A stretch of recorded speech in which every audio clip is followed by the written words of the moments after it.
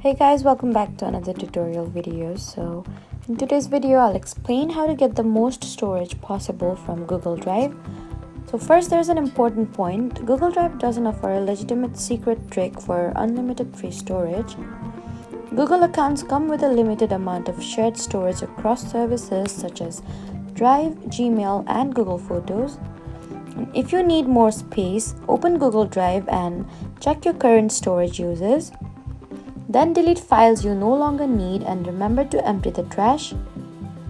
You can also review large files and sort your storage by size to find what is taking up the most space.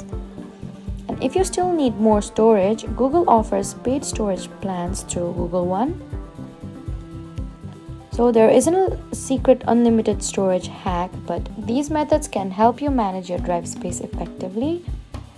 That was it for the video. Please do not forget to like, comment, and subscribe for more helpful tutorials. Thank you for watching.